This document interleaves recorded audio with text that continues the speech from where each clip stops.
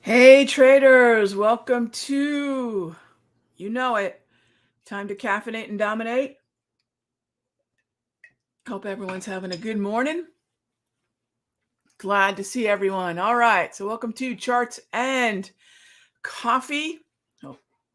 Now, I hope you've been keeping an eye on well, let's jump on over to this. This is the countdown to FOMC link. If you've been following the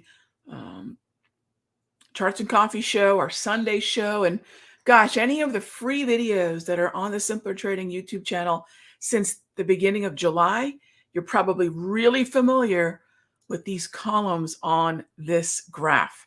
Why are they so important?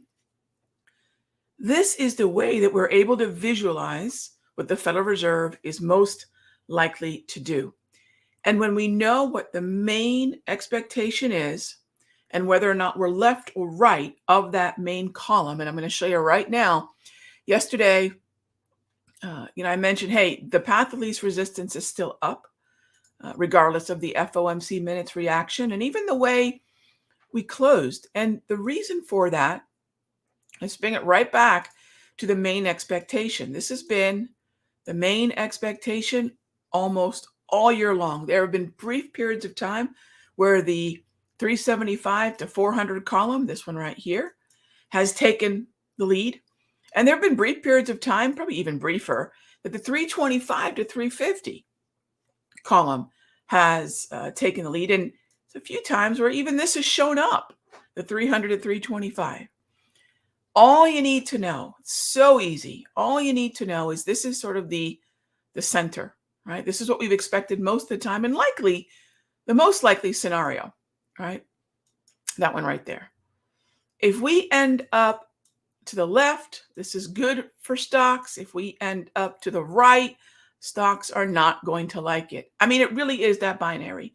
We don't have to complicate this at all. Some things in macroeconomics can be complicated. But at this stage of a fairly mature tightening cycle, the Federal Reserve has been hiking rates. That's hawkish, that's tightening, and all this other technobabble that we love in trading and in investing and market descriptions. To the right, towards 375 to 4, equities will weaken. If we stay at 350 to 375 or move towards 325 to 350, even that 300 column showing up is good for equities. Gang, the path of least resistance is up. Recession, don't know what it is, don't care. And I do mean both. We don't know what that is anymore. We've moved the definition. We're moving around what that even means. So how am I going to react to something when I really don't know what it is? And it's never mattered anyways, quite frankly, to a trader, and frankly to an investor either. Recession proofing something is clickbait. I think you all know that, right? So what do we know? We know that to the left of the 350 to 375, it's getting a little bit more crowded. That is good for stocks. That's it, right? So this is where we sit as we are rounding out August. Now, yes, we still have that September meeting, and yes, we'll have another rate statement, and we will have the press conference. But in the FOMC minutes, the takeaway seems to be, when we get a sneak peek behind what's happening, the idea that when are we going to start to slow rate hikes was really the dominant theme, or at least what we gleaned the most collectively, the we meaning collectively around investors and traders. We've gleaned that, hey, they're ready to start tapping the brakes. Fed fund futures are reflecting that as well. And now they're even more so reflecting that notion. Equities are going to like it. Please don't think that we're going to magically pick a top. Why? Because we feel like it? Because it's gone too far? Please remember, there's no process to that. There's no process to, well, this market's overextended. Says who? Says what? Right? So maybe not says who, because a lot of who's are out there running around saying, let's short the averages, let's short, a lot of these strong stocks. Why would I step out in front of a freight train? I care too much about my money, and really, I do care too much about you all to say, look, let's pick a top. And you know why people do that? If they're right, it's very dramatic and it's very memorable. But if they're wrong, whoosh, we'll never talk of it again. You know this is true. Don't try to pick a top. Yes, I think I've woken up a little salty today, but no, maybe a little sriracha. Maybe a little sriracha. So good to see everyone as usual. Thank you as always for spending some time with us here before the bell rings. And you know what? Let's get to those questions. And by the way, are equities making a new high? No, not at all. But are we retracing some of the steps from yesterday? Does it appear that bulls are saying, you know what? Am I really scared of more downside? And the bears are saying, do we really think there's more downside? Let's see how the first 30 minutes after the bell goes. But right now, I'm not seeing any panic in any way. So this is the S&P. Here's your NAS. All right. And by the way, who is running this market a little higher? Gang, that's the London Open. That's the Asian session close. And then since 7 a.m., we're seeing the UK, we're seeing the Asian close, we're seeing the beginning of the US session, all with more risk appetite or a bullish sentiment. So the time after which price moves matters a lot, because that gives you a really good insight into who it is that's saying, you know what, I don't know that I want to short stocks today. So I hope that helps. All right, so let's get to it. And let me get some of these charts out of the way. We might use some trading view charts a little bit later on. All right, let's get into it. First up, Peter asks, would I consider trading? Okay. I get this question a lot for whatever reason. I don't trade SPX. The S&P futures are, for me, leverage. So I get why people like the SPX. There's that sexy go factor. I get it. But futures have that too. So I like the micro futures for new traders learning how to manage the leverage and volatility without getting their you-know-what's handed to them potentially by the volatility of the SPX. I don't trade SPX, never have, and my life is no less complete for having not done that. Nor do I ever consider the time to expiration itself a strategy, right? So let me explain the first part.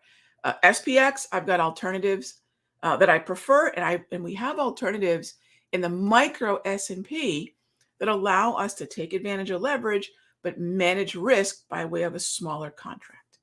The zero DTE, 0 days to expiration. So they're cheap, and they have a lot of times some volatility associated with them. But the theta or the time decay or the days to expiration in and of itself, gang, think about it for a moment. Is time a strategy, or is it part of a strategy? Is direction a strategy? Yes. I think above all else, we have to be on the right side, on the correct side of momentum and trend.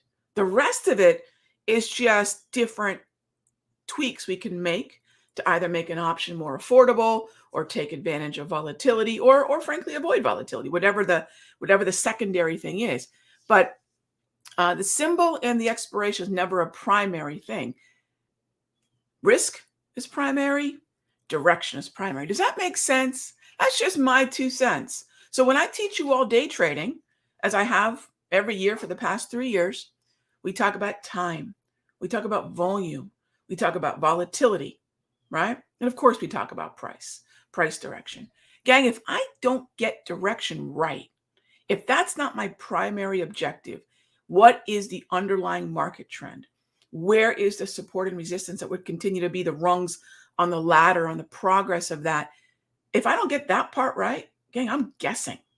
And I respect you all too much, and I respect my money too much to sit around and guess, well, let's just take advantage of the narrow timed expiration. So again, I don't deploy that strategy, so I'm probably the wrong one to ask, but that's why I don't.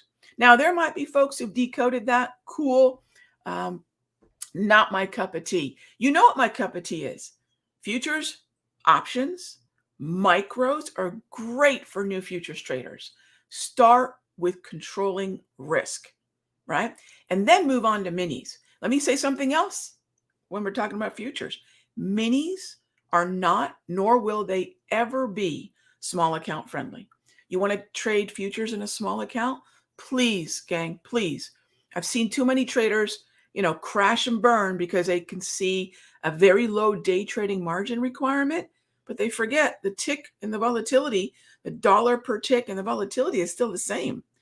Focus on the futures of those options of those futures, or focus on the micro, and then build your confidence and get an understanding of how the futures markets work, because they are highly leveraged. They can be exceedingly dangerous for traders saying, well, I've got the 500 daily margin requirement, let's go. And then all of a sudden we get a 20-point move in the S&P on that $500 initial margin requirement. That's a $1,000 move like that. Yes, maybe in your favor, but we don't want to think that way. What if it moves against you? Always focus on the risk first, right? I hope that makes sense. And let's move on to survey says. And by the way, if you ever want to know what I do, you're going to see it in the rooms, right? There's no strategy that I'm doing off in the corner that I'm not sharing with you all. There's no tool that I'm using off in the corner unless it's in labs. What does that mean? I'm testing it rigorously, usually 6 months to a year minimum, but it's usually multiple years before I even unveil a new tool or even new strategy, but definitely new tool. So, if I'm doing something, you'll see it on my screen, friends. All right, Tesla. What are my thoughts on Tesla? All right, so Tesla is in an uptrend, right, Sue? So good eye. We've got a double green. And then if you think about Tesla, before you head on over to SPY or QQQ, take a look at the XLY. Take a look at XLY means that I am looking at what? I'm also looking at an uptrend here. So the boat in Tesla is moving higher. The tide at the sector level is moving higher. And then what is this sector heavily weighted within? NASDAQ. NASDAQ is also moving higher. By the way, gang, one of the many, many, many reasons I will say, please don't think we're going to find it, we're going to, like a broken clock, twice, right twice a day kind of thing, that we're going to suddenly pick the top in the market. Why would I want to think about where the resistance is instead of where the support is? Think about this. Once we go green, bullish momentum, bullish trend, where's the opportunity? Buying the dip, right? Buying pullbacks within the context of an overall uptrend. Yet a lot of traders think, well, in an uptrend, let me try to guess at where the ceiling's going to be and short that. Why would I want to do that? I'm fighting the tide. I'm running up the down escalator, right? Have you seen folks do that? You kind of feel sorry for them for a moment, and then you just want to sit back and watch the shenanigans. Remember that we're running up the down, or in this case, we're running down the up escalator if we think that picking tops in an uptrend is a trade strategy. No, that's a vanity play. What we want to do is say, let's do the boring thing. Anytime you're looking at the market and you don't know what to do, and I'm serious about this. What's the boring thing? What's the most boring thing I can do? Sometimes it's nothing, but it could be, gosh, the markets are heading higher. Why don't I wait for a pullback and buy that? Not very exciting, is it? The most boring thing is almost always going to be the simplest thing and the best thing. So the way that I look at Tesla, I love the long side. And what's the most boring thing here, Sue? I think buying a pullback. 21 exponential is in play around 858, 860. And then you've got the wave, you've got the 200 exponential there. So a lot to like when this thing goes on sale. And what do they say about sales in Wall Street? Wall Street's the only place they throw a sale and no one shows up. In fact, they're off returning their merchandise at a lower price. Nowhere on earth is that psychology normal. Yet in Wall Street, it happens all the time. Let's buy at a new high, but let's sell it, let's return it at a new low. And people wonder why the markets are so hard. Maybe because we need to think about what's the most boring thing. And do I really have a strategy behind what it is that I'm doing? Right? So I would love to convince more people that no one cares more about your money than you do. Nobody.